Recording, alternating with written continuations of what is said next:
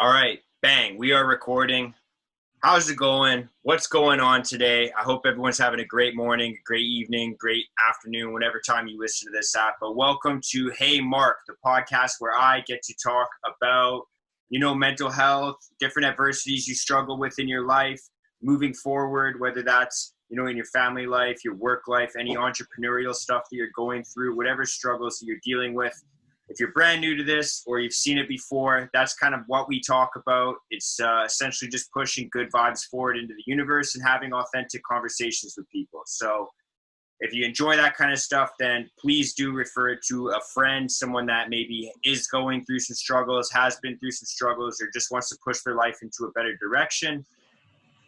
But that's pretty much it for the intro. I'm here today with James Brown. And this guy is a guy that I met in the gym a while back, and then we've kind of crossed paths in a couple different areas in our lives. He has really inspired me because he's doing, a lot of stand-up comedy recently, and that kind of got shut down, I think, because of COVID, but now he's kind of navigating around it and getting back into it. But I'll let you kind of tell your own story, tell your own intro. James, why don't you tell people like where they can find you on social media and what you've been up to, man? Cool. Yeah. This is James Brown here. If you want to follow me on social media, jamesbrown.ca. Just that simple. Like you said, we met at the gym. I'm a gym guy. I've always been working out, health and fitness. When it comes to values in life, everyone has a set of values. Number one for me is health. Health is number one. It's the number one value over intimacy, over stability, over freedom, passion. Health is number one on that list. And in a year like this in 2020, you got to take care of your health and mental health too. That's a big thing. And I hear what you're saying, Mark, about the mental health stuff. Very important these days. 100%, man. I think they go hand in hand. I think, well, at least I've seen that in myself as well. Like when I'm, working out, taking care of my health, eating well, stretching, doing cardio, like everything combined is when I feel the best mentally as well. Yeah. So, sorry. Shoot, go ahead. No, I was going to say, so how'd you, I never really asked you this up front, but how'd you get into doing stand-up comedy in the first place? So, it's interesting. It was on my 26th birthday, 26. When I turned 26 years old, I had this epiphany. I was like, you know what? I should do comedy. I really should just do comedy. I tested doing improv when I was younger, a little bit of improv workshops. I was a legendary prank caller. We used to have a lot of sleepovers when I was a teenager. I was a legendary prank caller. This is back in the 90s when you couldn't trace the calls, but I used to do a ton of prank calls. That was very funny, but it was just an epiphany I had after my 26th birthday. I felt like I should do comedy. I don't know why. It was something about that birthday. I just said do comedy. And then I watched for a whole year. I just went to comedy places and just spied and watched a little bit for a whole year before I actually went out and did it. Nice, man. Were you anxious at all? Was that something you were nervous about, getting up in front of a crowd? Have you done something like that before? No, I did some performing before, hip hop. I used to perform hip hop, dabbled in hip hop a little bit. So I never had a problem with going up on stage. Even though I'm an introvert, I'm actually an introvert. I have this other side where I can go in front of people and stuff and do stuff. So it's weird. It's weird. That's sick, man. And now you're, you said you were telling me just before we started recording, like 10 years ago, you were doing some acting. You did some acting school, you went to film school, and now that's kind of taken a full 360, and you're back to doing something like that.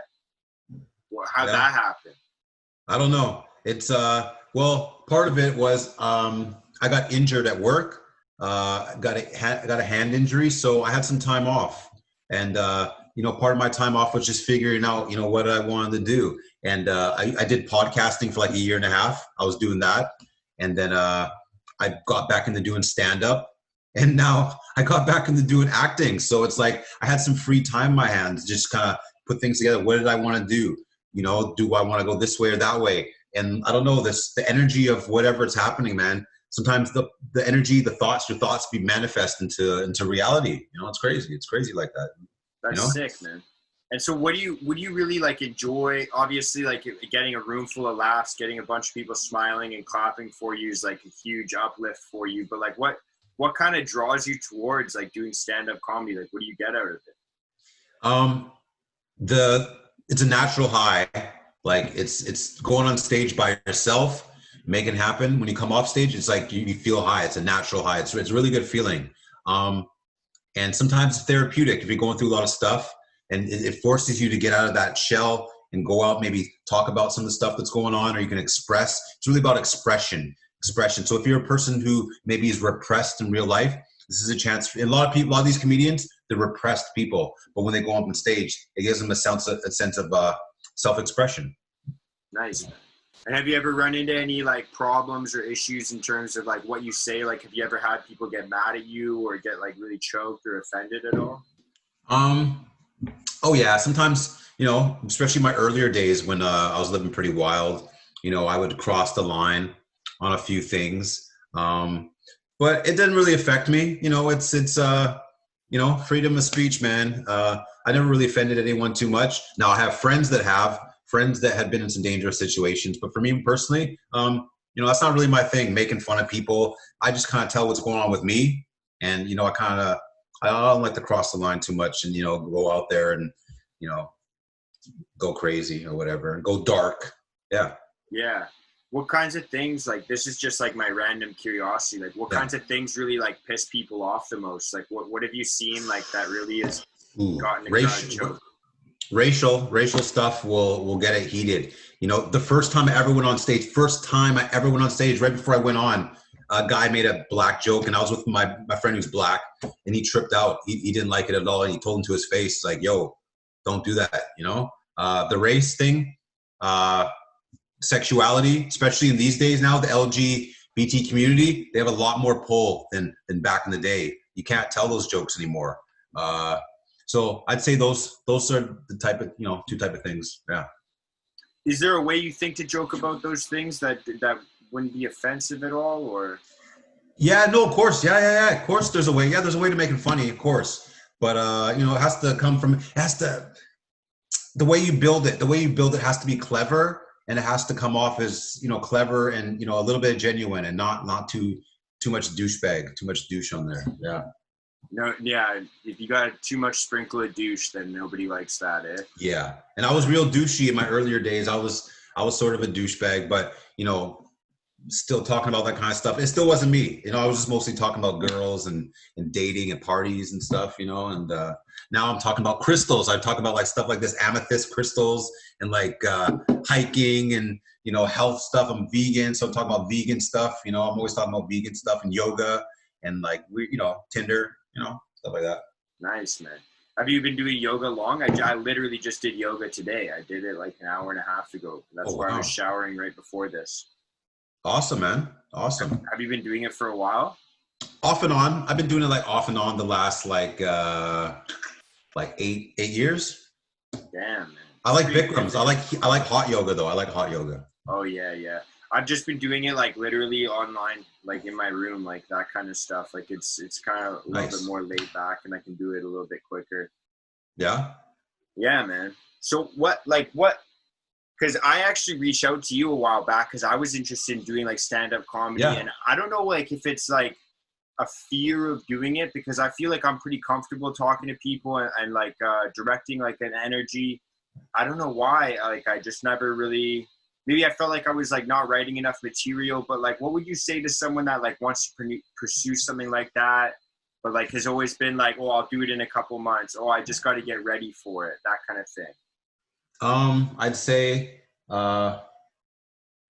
just forget the excuses, forget the procrastination. Just go explore, go do it. Just investigate it first. That's what I did. I investigated. I went to live events and just watched for a while. Sometimes you have to be around the environment and watch for a little bit. You want to watch. Sometimes before you go to the gym, you go to the gym to stake it out, to see if you like it or not. You try a trial 1 week before you sign up. So it's the same thing. Just check it out, test the waters. Yeah, man. Have you ever like bombed a show, like completely bombed, and had a crowd just like not react whatsoever? I've had a couple shows that were considered a bomb, but I've always got a couple laughs in there, so I've never had like a complete dead horrible. But yeah, definitely, I've had some bombs, and you always come back strong after that's done. You always come back strong, ready to work hard and make it tight the next time around. Yeah. How do you like stay focused after that? Like, how do you not get like mentally defeated? Yeah, you can get mentally defeated, and comedians are real sensitive and shit. You get really sensitive in this comedian thing. Definitely hypersensitive. It's just you have that hunger. You're like, okay, I want to come back. I just want to do better. And that's it's within yourself. It's in yourself. You either have it or you don't. Yeah, fair enough, man. That's sick. So when is your next show? Like, when are you doing your next gig? I need to take a break. To tell you the truth, I've been doing lots lately. Yeah, because I see you on Instagram, like literally like every week you're doing like 1, 2, 3 shows a week. Man. Right. I need a break. I need to study. I'm studying right now for the group fitness exam I got at the end of October. I'm doing acting stuff. I need a break. So the next show is sometime in October. I don't know, but I'm pretty sure a guy messaged me on Facebook today. I'm hopefully going to take this week off. I think I'm going to take this week off. I'm probably not going to take this week off. I want to take the week off, and then next week I'll reach out to a couple people and try to get some shows. But yeah, probably next week sometime. Yeah. That's sweet, man. And have you seen like any like development in terms of like your communication in your regular life, like from doing stuff like this? Oh yeah. It's a good transferable skill, especially if you're meeting new people and you want to break the ice. Oh yeah, it works. Breaking the ice. Say even if you like interested in, opposite sex or whatever, you want to break the ice, tell a couple jokes. Oh my God, it works so good time after time. So business, relationship wise, I mean, it's good. It's a good icebreaker. Yeah. That's sick, man. What would you say would be like your biggest like struggle getting into the industry and like getting started? What's the biggest struggle for somebody? I'd say, it's really stage fright going up there. That'd be the biggest thing, is just going up physically, just doing it is probably the biggest thing. Yeah. And then you just kind of like just did it. Just did it, yeah. And there's a lot of people. There's a new crop of people that are doing it now. Brand new. They're hungry. Young guys, older guys. There's no age limit with comedy. There's no age that you have to be, I'm too old, I can't do it. I'm too young. You can do it anytime. That's the good thing about it. You can do it anytime. Yeah. So if you're not ready now, you might be ready next year. You don't have the beard right now, wait till you get the beard. You might want to wait till you grow the beard, Do you think I was funnier with my beard? No, this is good. Yeah. I like just did the clean shave this week, actually. Nice. I don't know if I like it. I don't think I like it, man. I like having a beard better, I think. Yeah. Need your ID, sir. Need your ID. Definitely gonna get ID'd. No kidding, man. I look like a child again. Yeah, definitely. Definitely. Yeah. Oh, I had a brand new ring light, but I haven't set it up yet. The ring light would have been nice. Those ring lights? You have one? Yeah, I do have one, actually. Yeah, that's what's illuminating my little face right now, man. I just bought it. I didn't set it up yet, though. That's why, yeah. Oh, well. Did you get it just for, like, doing filming stuff at your place? Yeah, for self-filming. So, yeah, that's the new thing now, man. It's getting into acting. I love comedy. Comedy's awesome. But, yeah, the filming, I really missed doing acting. So I'm really excited to get back into that stuff. They're filming a lot out here. There's supposed to be some big Netflix production, big kind of Netflix thing is coming here, like a big, I don't know what it is, but something to do with Netflix. That's sick, man. Yeah. So how have you kind of stayed, like, you seem like pretty happy. You seem like really, really good right now. Like, how have you kind of stayed focused? How have you stayed energized through like the past like few months? The hikes have been helping lots. You see me on Instagram, jamesbrown.ca. A lot of hikes, man. I've been exploring a lot of different areas, going out to the Fraser Valley and beyond, sometimes going up to Whistler, Sea to Sky Highway, all around there, Lions Bay. I've been really like getting outdoors and getting out there and really, really enjoying it. Yeah. Yeah, man. Well, how did you like have you always been like a big hiker? No, that only started like maybe 2.5 around the time I got injured. So about 2 years ago, it was around the time I got injured. I had all this free time. So I started just like kind of doing some trails and stuff. I couldn't really work out with my hands. So I was doing a lot of cardio, and I just started going the grouse grind. Then, I started checking out other little spots, and it kind of just snowballed from there. Yeah. And did you kind of just like pull your buddies into it, or did you end up making new friends that were interested in hiking, or like how did you definitely made new friends that are into hikes. You meet a lot of people. You run into old friends that are on hikes too. Like it's a community. You run into people, add people on Instagram, and then people on Instagram tell you about oh, try this hike, or you follow their story like, hey, where's that hike? And it's like a little community. And then there's a hiking app called All Trails, and I use that, and that's where you can kind of find and get the GPS to go to different locations. It's so easy these days. Yeah, it really is. What's your plan like coming up for the winter? You going to be hiking all through winter? Oh yeah, it doesn't stop. And now because it's snowballing into fall, the bears are gone. So some of those areas I wanted to go where the bears were, the bears are going to be hibernating now. So I'm going over there now. Nice, man. What's the next hike you think you're planning on going? I'm going one on Wednesday, maybe Seymour. And then I got a plan to go on Saturday with a friend. But probably in between there, I'll probably hit another two, just on my own. Unreal, man. That's sick. Yeah. And so like, other than obviously like the physical aspect of like getting a good workout in, getting to see the sick views, like getting a good, like, like you're breathing heavy and really get a good cardio workout. Like, what's your favorite part about doing something like that? About the hikes or the favorite part? It's the views. It's nature. It's like, there really is a lot of beauty in life. If, say if you live in like maybe an apartment that's not so great, or your car's not so great, when you're out and you're seeing the peak of the hike, I mean, it's priceless. It doesn't matter what you drive. It doesn't matter how much you got in the bank. I mean, it's just nothing but Mother Nature, God, whatever you want to call it. And it's great. I actually started meditating since last summer. When I reach the peak, when there's no one around, I actually meditate now. And it's really, you open your eyes and you're like seeing like just big mountains and birds. It's crazy. It's really, you have to experience it. It's something else, man. Yeah, man. I've been on a few hikes. I've never meditated at the top, but I have tried meditating like quite a few times, like kind of just like maybe like before bed or after a workout, that kind of thing. Especially like after a yoga, like it's really easy to, obviously you're a little bit more grounded. Like how did you have difficulties when you started meditating, like getting focused in on it, or? Yeah. I've never been a meditate guy. This is all new to me, right? I just started like last summer. I seen a guy on the Squamish on the Chief, and I found a spot by myself, and I looked down, there was a guy just sitting there meditating. I was like, oh, that looks kind of cool. So I've been trying it out and see how it goes. Yeah, man. Have you like been through, like, has there been at any point this year where, there's so much going on, man. Like there's literally like so much going on between like the coronavirus and the US election and all the race riots going on down in the States, man. Like it seems like literally every week there's a new problem and they just keep stacking up. Like, has this affected you at all? Oh, easily. I was in a really bad place mentally, like especially like May, June, July. Those 3 months were hard mentally, watching the news all the time.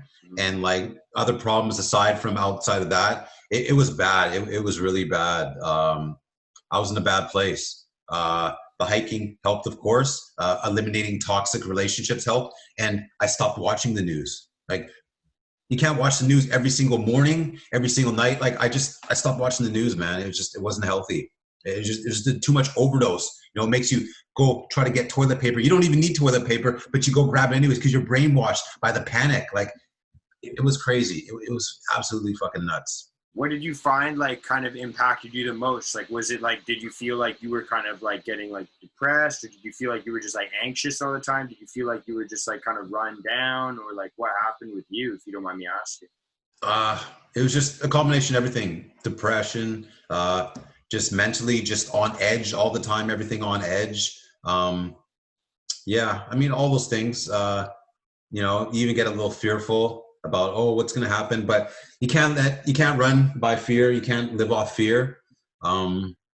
and toxic relationship, toxic people. They get you caught up in their energy of panic or whatever. You can't be around that. So the outdoors really was just hiking. It just did it for me. It was like a really good thing, especially stretching. I go to a park, take off my shoes, be my bare feet, and like stretch at night and just, be one with the earth. It was just awesome, and I quit drinking. Oh yeah.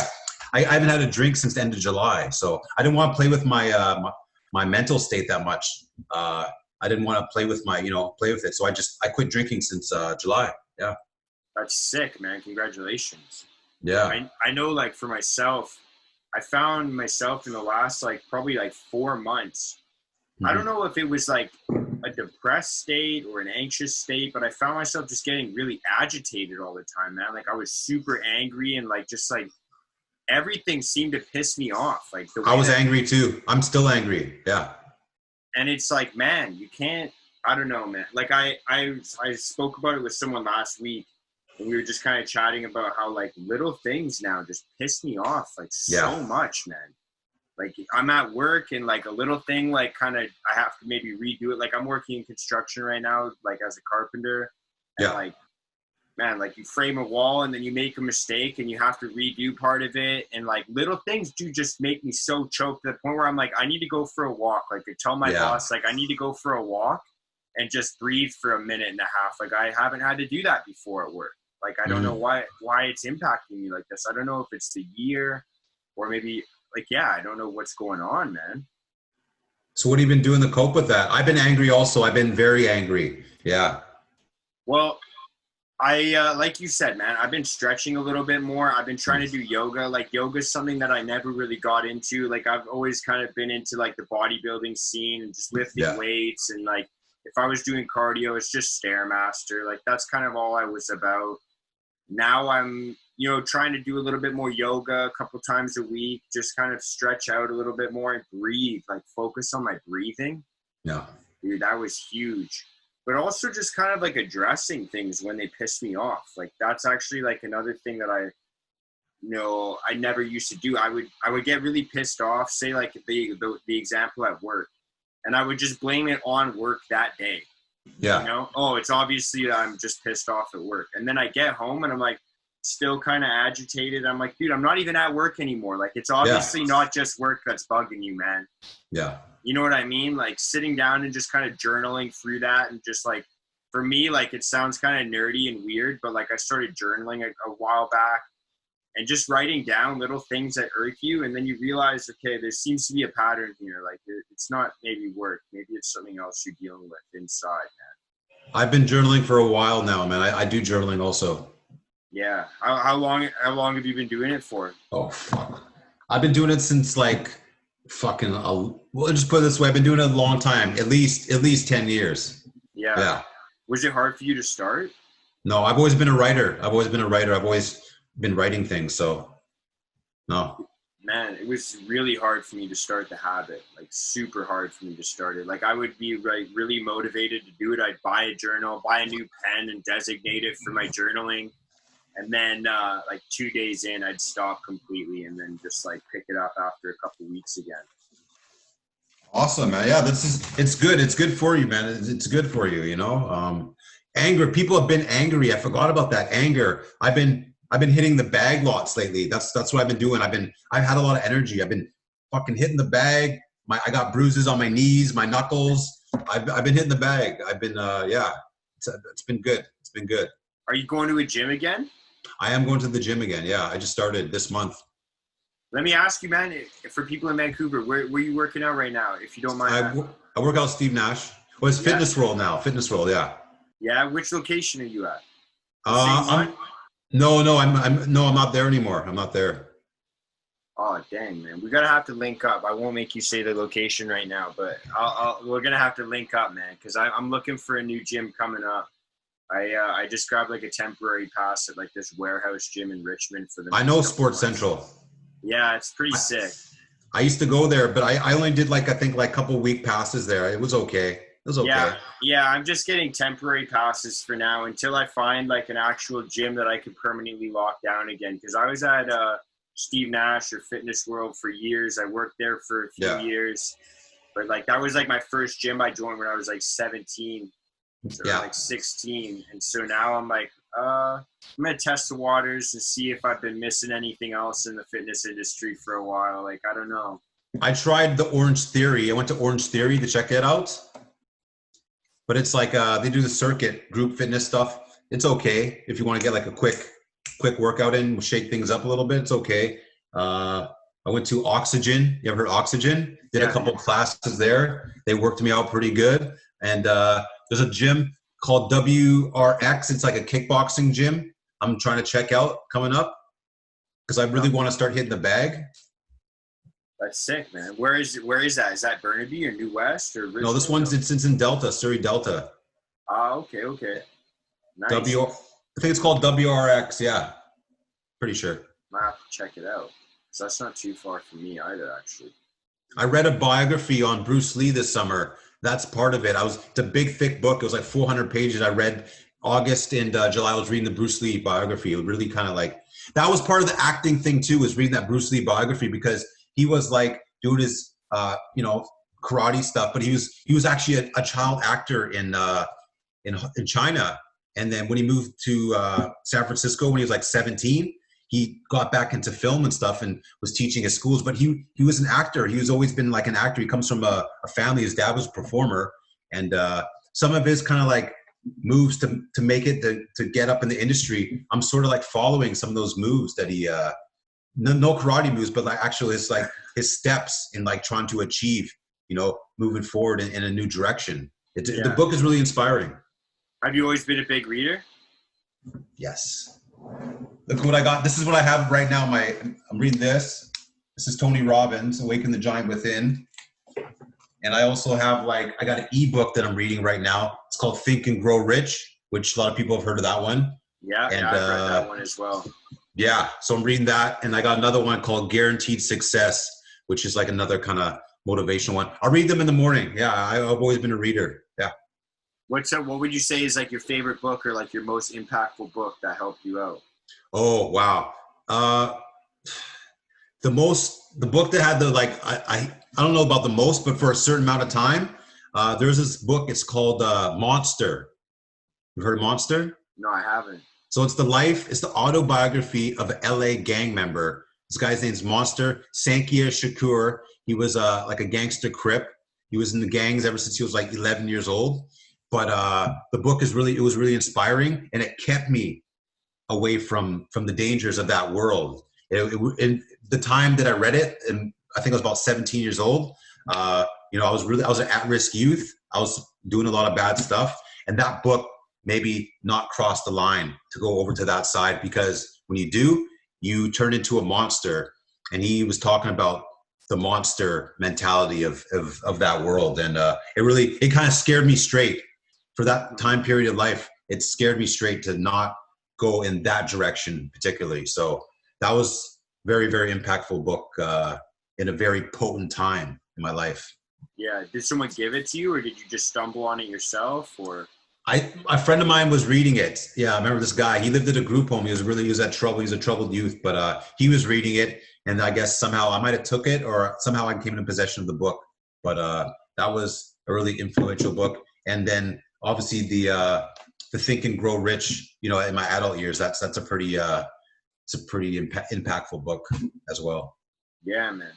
So like circling back to comedy, like how has it been with like COVID and like all the restrictions going on? Like how have you kind of navigated that? Like since like kind of the lockdown happened and then we've started to release a little bit of restrictions, like what's going on now?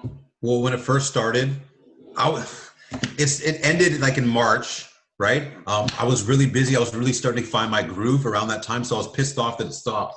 But it opened up, I think around June, July, kind of opened up a little bit. It's been crazy. It's been crazy because now Yuck Yucks is not here anymore. It's shut down. And there's one other comedy club in New West, but all these little like independent like comedy things are popping up all over the place. It's really giving people an opportunity to perform.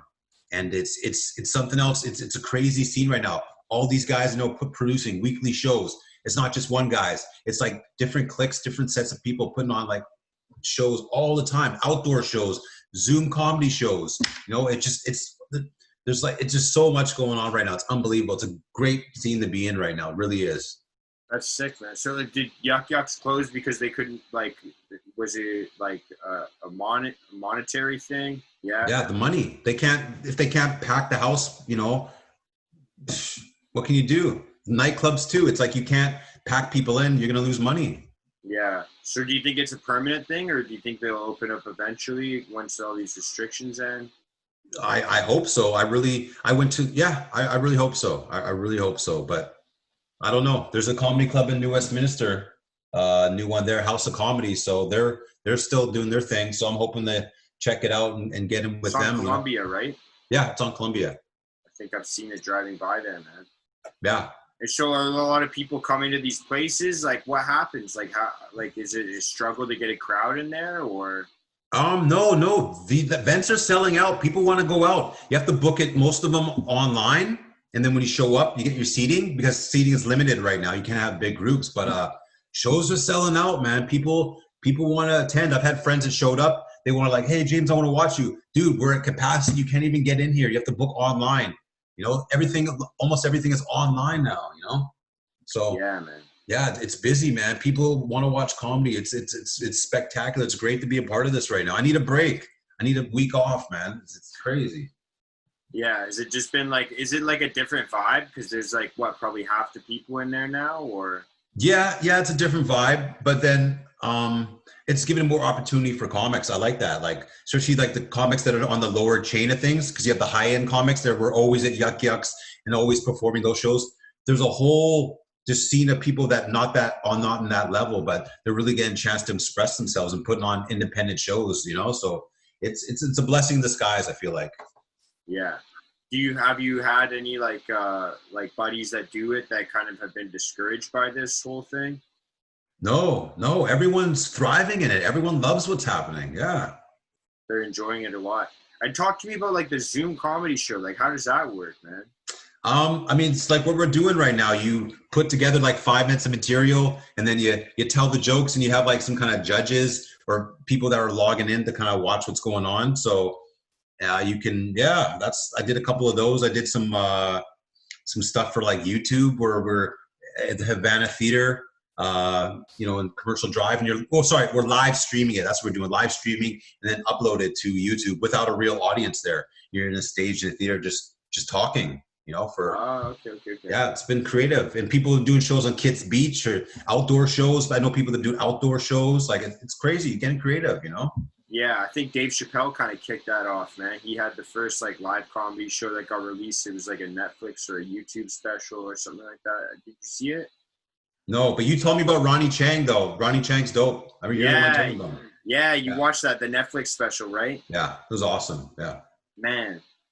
What, like, there seems to be, like, I don't know why, like, there seems to be, like, this weird quality, because I've always been, like, a pretty big comedy nerd, but, like, I've never really figured out, like, why I like certain people.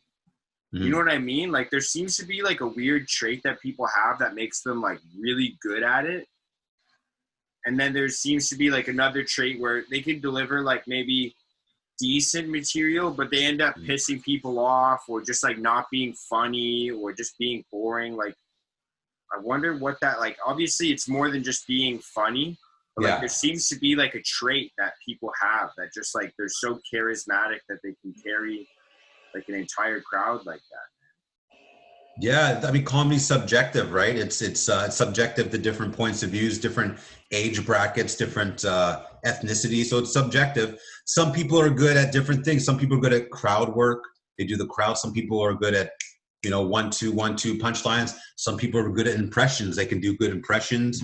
Some people do physical comedy, physical stuff like that. Some people have the stage presence. That's sort of my style. I have like a presence. So even if I'm not getting laughs, people just want to watch me and sit back and just watch, because maybe they like to watch me. I have like a presence. So yeah. And, different people, have different things, sometimes you just want to sit back and watch. Sometimes you want to just laugh at everything. It's very subjective. Yeah, man. Yeah. What do you think was like the hardest, like, show that you've done? Like, what, like the hardest crowd that you've had? Like, what, like? Oh, that's easy. Seattle. I was in Seattle. I did a show at the Comedy Underground. It's the biggest comedy club in Seattle. I did a show there. Oh, it was a tough crowd, man. I did not do good at all. At the end, I got him with a couple laughs at the end because I had a joke that was really good. I still use that joke to this day. But yeah, it was a tough crowd, man. Seattle's they're a rough crowd at the Comedy Underground. Where, like, have you had people like heckle you or boo you, or just like no reaction whatsoever? I've had the no reaction before, but not the whole time. And I had one boo, just some drunk guy at a bar one time. He was just too drunk. Boo. But I've never heard like a boo before, except for that one drunk guy. And I've done over like, I'd say maybe 200 performances easy. That's sick, man. You're either really funny or people are a lot nicer than we think. Yeah. Maybe both. That's so sick, man. And so like moving forward, like what kind of aspirations do you have with like acting? Like, how do you think that that's going to play out? Like what's kind of going on there in that realm?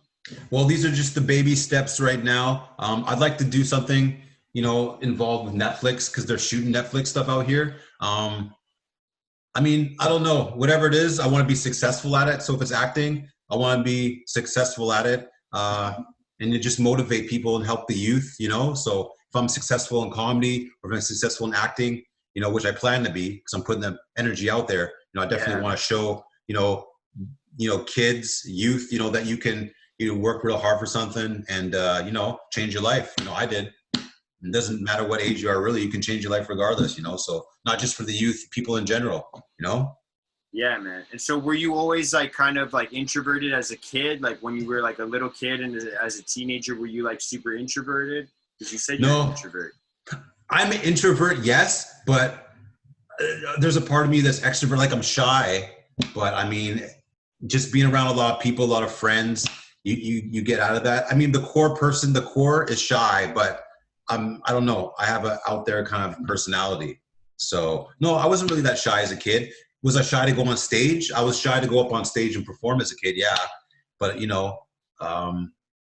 yeah, I mean, it goes kind of back and forth. It's like an oxymoron. It's a hard thing, but I would say no. Okay, so then you were kind of like a little bit more extrovert as a kid. So it was like maybe a little bit more natural for you to go on stage, it sounds like. There you go. Yeah. I always wanted to go on stage, but I played a lot of sports like rugby and stuff like that, basketball. So it's either you go comedy, you go theater, you really want to do theater, but all your friends are playing sports, we're hanging out, sports, right? You go sports and shit. I never got a chance to do any kind of performance in high school, anything at all. You wish you did? I wanted to.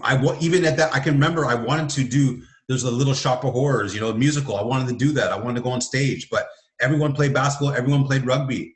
Everyone played football. What can I do? I'm in, you just follow the group, you follow the crew, right? Everyone hangs out, everyone sleeps over each other's houses. We all play sports. So, but I always wanted to do performing. So, that was where I kind of, my interests differ from a group dynamic. You got to be independent to be happy and, find out what you want to do. Yeah. Because I kind of always actually like felt kind of similar to that. Like I really wanted to be in like kind of drama class, but then I always had to put on this front like I was cool anyways. Yeah. And then I ended up like kind of being an idiot in my drama class and getting kicked out of it. They were like, so did I. I got kicked out of drama class. Yeah, man. So then that kind of discouraged me, and I was like, man, fuck this. I'll just play sports, man. I don't need these people. Like, I got really choked, man. What would you say to your like teenage self or your childhood self, like if you could, just to kind of encourage you to get back onto the stage? I would say just be you. Be you. Don't follow the crowd. Be you.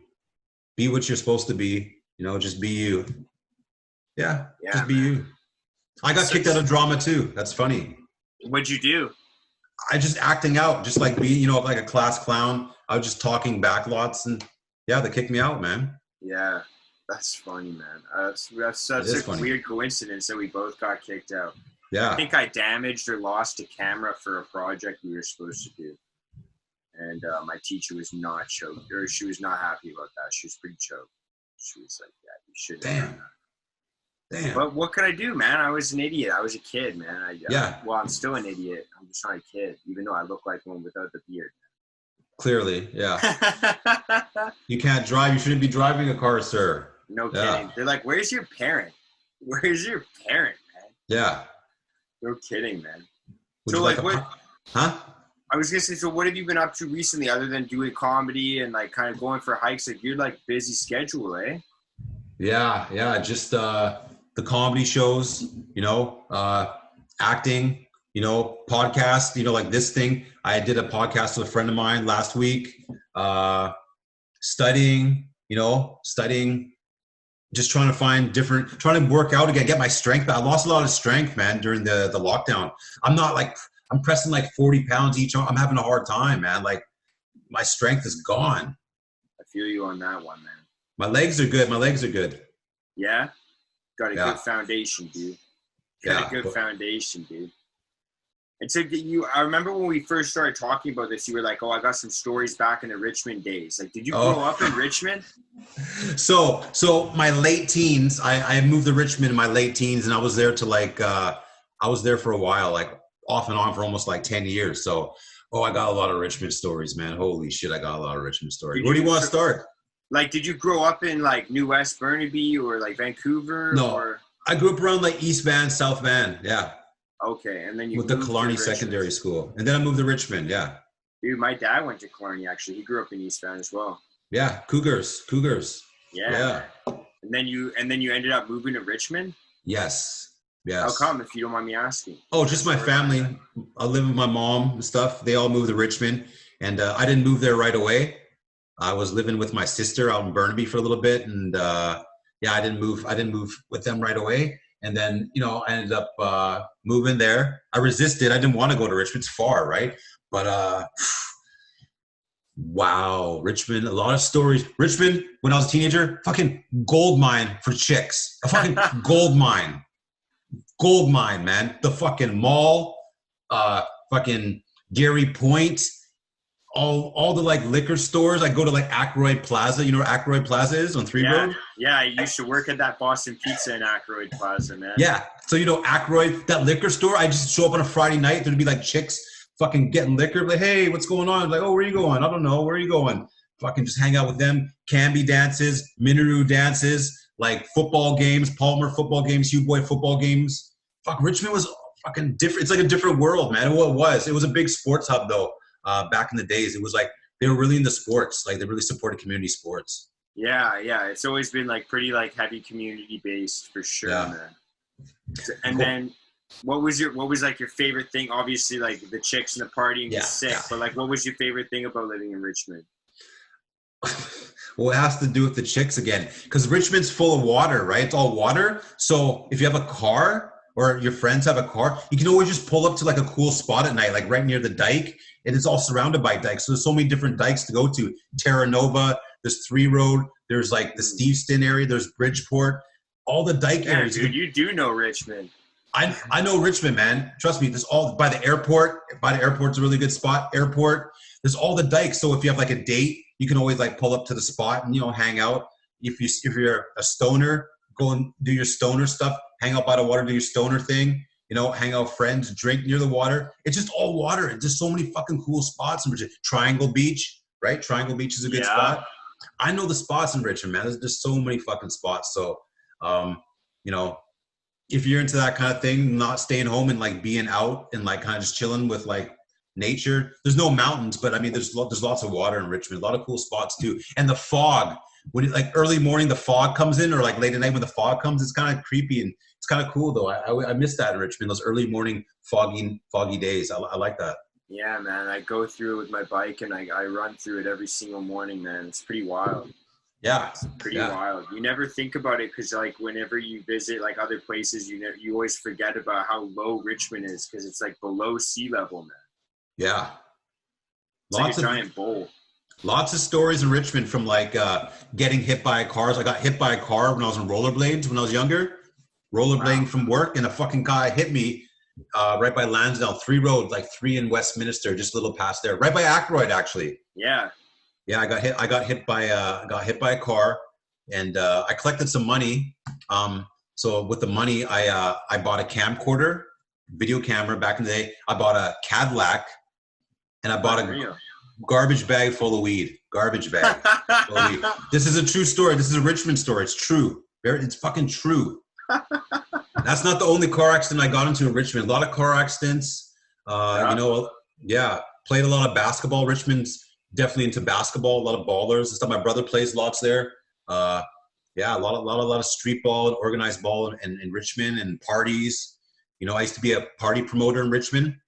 My friend used to do like nightclub, little like long weekend parties and stuff. So we'd like go to like this is before social media, so you had to kind of go out there like the Kwantland, go to cactus clubs and like let people know about the parties. So yeah, Richmond did a lot of parties there. Yeah, it was just a really, really cool time. Richmond was cool, man. Richmond was really cool. Thompson Community Center, number one. I love Thompson Community Center. Used to work out there lots. Cool people. Yeah, dude. They got like a skate park there. They got basketball courts. They got hockey arenas. They got a gym there. That place is actually pretty sick, man. Yeah, Thompson. Awesome personal trainer. There's a guy named Murray. Murray, number one trainer in Richmond. Forgot his last name, but if you ever book like an exam, fitness related, look up Murray in Richmond. He's awesome, man. That's sick, dude. So you said you were kind of hesitant to go to Richmond because obviously you like grew up in South Van, East Van. You were like, obviously you have your buddies there. Yeah. And like, what kind of was the turning point for you? Like, where did you kind of see that you're like, okay, this isn't that bad? Oh, that's easy. That was the first Halloween that I had in Richmond. The first Halloween in Richmond was fucking madness. So I wasn't drinking. I'm underage anyways. I shouldn't be drinking, right? But so I quit drinking. I met a couple new friends. I went to this crazy Halloween party. Got fucking loaded. I still have like 2 pictures from that night too, which I'm gonna message you on Instagram. You'll see the pictures. I took off my shirt. I was dancing with every fucking girl in the party. And next thing you know, someone said, "Cops, cops, cops." Cops came. I jump in a limousine, and then we end up at Brig House. It's fucking crazy.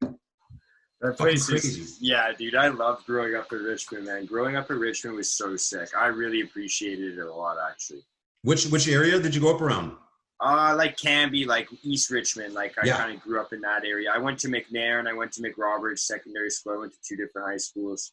But yeah, dude, it was pretty sick. It was pretty wild. I really enjoy Richmond a lot. And there's a lot of sorry? I know Canby area very well too. Yeah, dude. It's a funny place, man. That area is real funny. Prior to living in Richmond, I actually did live in Richmond when I was like really young, like 8 years old. We lived in Richmond for like maybe like a year, like half a year. And all I knew about Richmond was Canby because I lived off Bridgeport. That's all I knew. So when I moved there? Yeah. Sort of around there. So when I lived on 3 Road in like Blundell, right?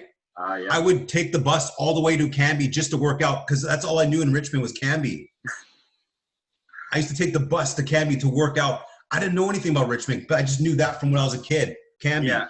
You're like, I can go there to work out. But then you didn't even know there's like 4 gyms on the way there. I didn't know. I didn't even know, man. It was crazy. I didn't even fucking know. That's so sick. Were your buddies from Vancouver coming to Richmond to visit you when you moved to Richmond? No, they didn't visit me. No, I had to make new friends, man, but it was all good. I met a lot of people in Richmond, a lot of different types of people, cool people. So yeah, it's awesome there. Yeah, dude. It's it's a cool spot, man. It's somewhere that there's literally like so many different cultures just jammed into one city, man. Well, I feel like all of Vancouver is like that. It's just so many different backgrounds, so many different like groups of people that are just jammed into one big city, man. Yeah. Pretty crazy. You don't really like, I don't know, like for you, like when you travel or anything like that, like sometimes you go places and you like kind of forget about how much diversity there is here. Yes. When you go somewhere else. Like, dude, I went to Calgary a couple of years ago for the Stampede and I'm like looking around. I'm like, dude, there is no diversity here whatsoever. How was the Stampede? It was nuts. Absolutely insane. Highly recommend it, man. Not my scene, Mark. Not my scene. You'd be surprised, man. You'd be surprised. It sounds like you'd like it, man. You'd like it. You go to different concerts every single night. It's not all country music. Like we went to like rock concerts. We went to rap concerts. We went to like motocross. We went to tons of different things, man. Like at the end of the day, dude, you know what my favorite part was? The food, bro. Yeah. Food was unreal. And just the entire energy of that city when the Stampede is there, dude, like, I'm pretty sure banks close early. Like, nobody cares about anything other than partying for that entire week. Yeah. If you're interested in partying, then I recommend you check that out. No, I'm not interested in partying. I like quiet. Mark. I like quiet. That's why I go hiking. It's quiet. Yeah, I don't know. I'm just feeding off that energy you were just talking about, man. I just like, dude, that fired me up. And it was also like, I think 3 years ago when I went, so I was still drinking quite a bit. Like I haven't had a drink in months either, to be honest. So yeah, I'm kind of in a similar vibe to you right now. I used to party quite a bit, and now I'm just, dude, my life is super boring right now. Like I wake up, work out, go to work out, read, go to sleep. That's pretty much it. Wow. Discipline, man. Discipline. That's good. Yeah, dude. I've been doing this discipline. It's literally a discipline program recently. I'm almost done. I think I'm on day 57 right now, and it's a 75-day program. So that's 18 more days after this. Nice. That's good. I'm excited, man. I'm excited. You have any plans for the rest of this evening at all? Yes, I have to meet a guy to get some Jamaican patties, some vegan Jamaican patties. So I got to meet a guy later. I'm gonna watch some Netflix. My body's toasted from yesterday, so I'm trying not to do too much. I might go for a walk, but my body's toast, man. I didn't stretch after my hike yesterday, so I usually stretch and like I use the pliability. I use those rollers. Yeah. So I've been doing the rollers about 2 years. I got a vibrating roller, and I've been recovering quick from the hikes. Oh, you got the vibrating one, hey? Yeah. Dude, those things are sick. I used to use them when I worked at the gym. I used to use the ones that the trainers would use. Those are primo. Unreal, man. Get one, man. Get one. My recovery from the hikes is fucking off the charts, man. Because I use those. I roll my the fascia, the fascia stuff out of your muscles. It works. It works, man. A good book for you to read. TB12. Tom Brady. Awesome book. He's the one that got me onto the rollers. TB12. TB12. I'm writing that one down. And also Monster. You said the earlier one. Man. Yeah, Monster. It's a good one. But yeah, TB12 for like fitness. Fucking awesome book. Yeah. Yo, so vegan Jamaican patties. Vegan Jamaican patties, yeah. I gotta meet a guy. What's in there? Like just I don't lentils? know. Lentils and like peas and like maybe some potatoes in there. Yeah. Dude, you gotta let me know how they are, and then if they're good, you gotta let me know who this guy is, because I want in on that, man. Because I'm actually allergic to. I can't eat red meat, and like you know, obviously, like Jamaican patties usually have beef in them. Yeah. It's hard to find the chicken ones, but like, man, I'm looking for something that doesn't have red meat. So that actually might be something I'm interested in trying out, man. Okay, yeah, I can. I'll talk with him. I'll see if he usually drives to meet people too. If you're not too far, he'll come meet you. And if you're in Richmond, he lives just over to Alex Fraser, so he might even be able to come meet you or whatever. I'll talk with him. I'll talk with him. Yeah, or I could even drive into right over the bridge. I'm literally across the bridge. I can see it from my house. So yeah. That's sick, man. All good, man. Really sick, dude. What about you? What are you doing tonight? Oh man, I after this I got to read my book. I got to read 10 more pages in that book, and then I'm in a journal. It's already 6:40, man, and I hit the bed at like 8. So I've got like an hour of work to do, and then that's pretty much it. I'm hitting the hay. All right, man. Yeah, dude. What like switching over to vegan? Like, was that difficult for you? Did you have any issues with that? I was a pescatarian already for 10 years. Okay. Yeah, back in 20. Cut fish.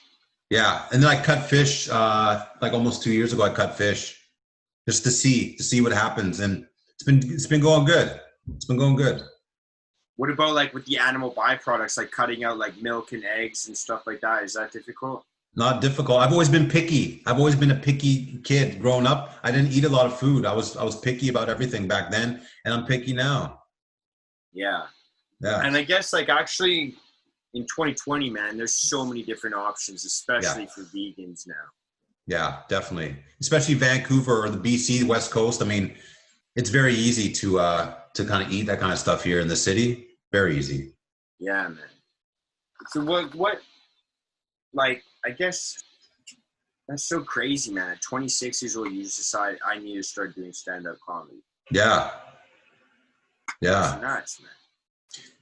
It's one of those things, man. It's one of those things. It's, you know, I always wanted to be on stage and do something. If it was like improv or, you know, rapping or whatever, just being on, I always like to be on stage. You know, I always wanted to be on stage, but circumstances around when I was younger allowed me, you know, being around the wrong type of people that, you know, the stage is like the last place you're going to want to be if you're around the wrong people or a certain type of, you know, associations, you know. But once you know, find out who you are, which takes time in life, who you are, what you want to do. I mean, you just go and do it, you know, regardless of what people think or, you know, your circumstances, you know, go and do it, you know. Were you worried about like people judging you or people thinking about like different opinions on you at all? Oh no. Oh no. I mean, I've always been funny, you know, I've never been like the toughest guy or like, you know, the best jock or anything like that. But, you know, I've always been consistently, I was always one of like the funniest people, right? So it's sort of in line with who I am, you know. It kind of just, it's in line, you know. Yeah, so it works. Yeah, that's super sick. Have you met anyone that like kind of does stand-up comedy that was like super fearful of doing it or like really anxious about doing it or maybe like had reservations at all? oh yeah, you meet tons of people from all types of walks of life, you know, like different ages, people who are new to Canada. I met a girl last year who was her first time. She's from China. And you know, I was there at her very first show, and now I see her like regularly on the comedy scene. And you know, it's good to see her, you know, a year into the thing, and she's like really, you know, comfortable. She's shy and timid in real life, but on the stage, you know, she does her thing. So that's sick, man, that it kind of creates like that outlet for her. Yeah, she gets props, you know, she does it. That's sick, man. That's really, really sick. So, like, if you were to have to choose between one of the two, like acting or comedy, like, which one would you say is your favorite? Oh, there's no doubt it's comedy, right? Because you create everything. It's all the dialogue. It's you create it. You know, with acting, you know, you go off. It's good because acting interact with someone. You bring energy together in a scene, talking with somebody. But with comedy, it's all you. It's 100% you. You know, even Joe Rogan, he's like, I like, you know, acting is okay. It's okay, but comedy, he likes, you know, comedy. You create the content. You know. Yeah, man, Joe Rogan, he's got a huge deal now. He's with Spotify. Yeah. Got into some issues with like some stuff that he said. I think last week he had to do a public apology. I think a week or two ago. And that sucks. It's kind of weird. It's such a weird world, man. It's so weird. It is. It is. It's nuts, man. What would you say? Like, I guess keeping like the hikes and the comedy has really kept you positive. But like, man, like, what do you think is like the answer to all this stuff? Like, how do we get out of this madness? Like, what's going on, man?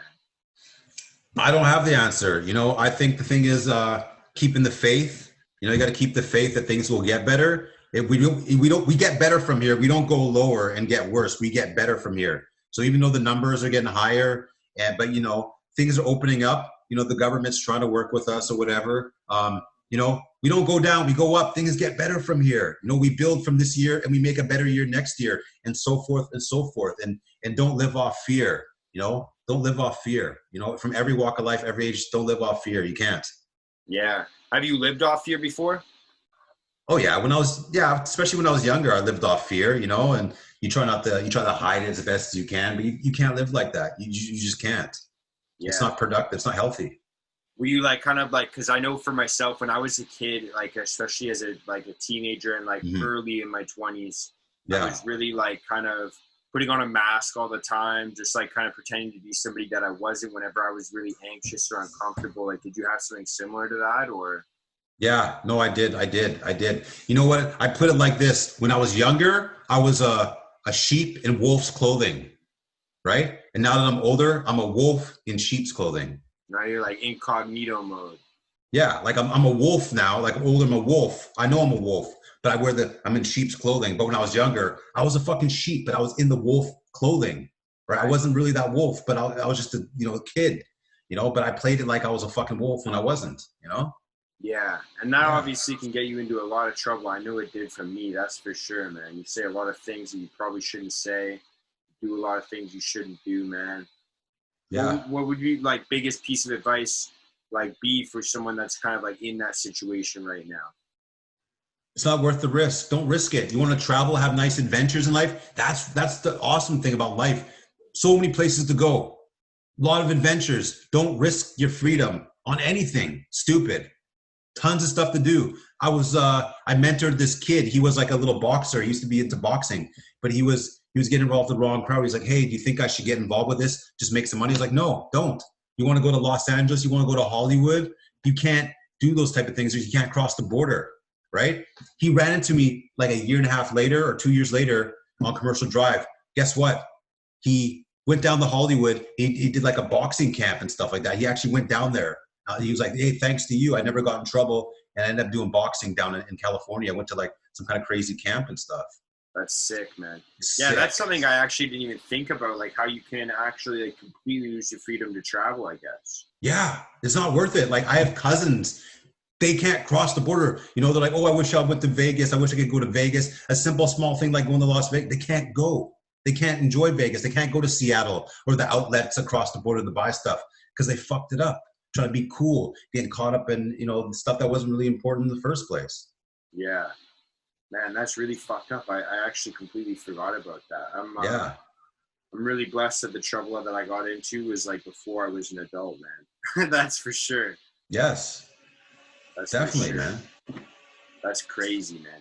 And there's so many, like, yeah, I guess especially with like how many businesses are closing down and like how many, you know, like, I guess how many people are like looking to get like some sort of a release. Like, I feel like there's a huge opportunity for you to make money in the black market right now doing a lot of stupid things, man. Oh yeah, definitely.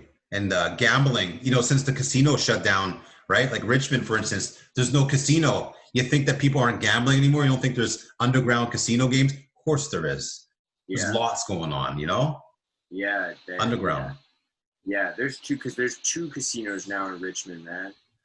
There's the Star. Well, I guess the Star. Yeah, I guess the Starlight's in Queensboro technically, but yeah, dude. But they're all still shut down. That was like one of the first ones that shut down. I remember when I was working at like the restaurant. I think it was like February, March. My coworker, her boyfriend worked in a casino, and she was like, "Yeah, we're about to get locked down, and all the businesses are going to get shut down." And I was like, "There's no way." Like, I remember saying to her, I'm like, there's no chance that that's going to happen. We're going to be business as usual all year. And then, like, 2 weeks later, she's like, yeah, the casino's getting shut down tomorrow. And I was like, no, there's no way. There's no way. Like, there's absolutely no way. And then next thing you know, we all get told one day at work, it's like, hey, by the way, don't come to work tomorrow. Yeah. Have a big conference or whatever and have a big meeting, but the restaurant's shutting down. And we're like, right? Are you kidding? Exactly. Fucking crazy. Dude, it happened so fast and it hit like a freight train. Yeah, definitely. And then I was just like, oh, maybe like restaurants are just doing it because we were like a franchise restaurant. So I was like, oh, maybe our owner's just doing it. Because I was still going to the gym every single day. And then every day I noticed like less and less people in the gym. And then I remember the last day that I worked out, I think it was March 16th. Yeah, that sounds when about everything right. happened. March 16th, I was in the gym completely by myself, bro. And it was like a peak time. Like it was like Monday at 9 a.m. Like that kind of thing. Like a peak time that would be typically pretty busy.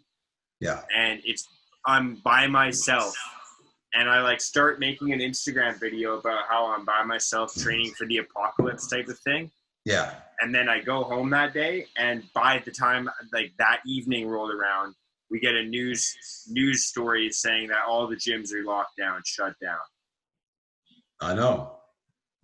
It's madness, dude. It's never happened before. It's never happened. Right? Like it's completely unprecedented. Absolutely insane, man.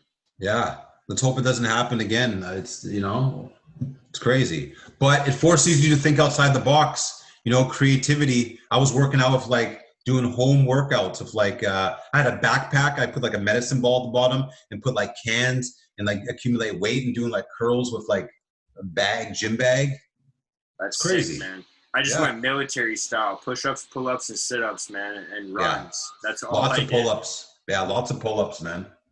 That's all I did, man. Pull-ups, push-ups, and sit-ups. That's like literally for like 3 months. And then the gym's open and I was like, yes, man, finally. Yeah. It's a scary time, man. Scary time. Well, I'm gonna let you go, bro, because we've been talking for over an hour now. It's like almost 7 o'clock. I got like an hour to kind of finish up all my work and get to bed. Okay. But before we go, I actually don't do my own outro, so you're gonna do the outro. So essentially, all you gotta do is you can plug your social media again, tell people where they can find you, tell people where they can check you out. But Okay. B, you got to give people a positive message, something to make them feel happy, something to make them feel like kind of encouraged for the future. All right, I'm gonna pass the mic over to you. Yeah, this is James Brown right here. You can find me on Instagram, jamesbrown.ca. The message for everyone out there: it's a crazy time in this world. So many things going on, coming at you from all types of angles. What you got to do is you got to keep the faith. Number one, things are going to get better from here. We go up from here. Number two, you can't live in fear. Don't live in fear. This is not the worst time of your life, and it won't be. And everyone, stay healthy. Stay healthy. This is a reminder. Take care of your health moving forward, because can't take it for granted. Can't take it for granted. James Brown, 2020. We're all going to make it through. Yeah. That's right. Thank you so much, bro, for your time. This is really awesome. Right, man. I feel really good about this. Let me know when you start doing comedy. I'll hook you up. So I will, whatever, man. I'm gonna start hitting the books a little bit more and writing some more stuff, dude. All right. You're actually firing me up right now. Awesome, man. All right, man. Take it easy. Peace out. Thank you so much, man. Good night. Woo!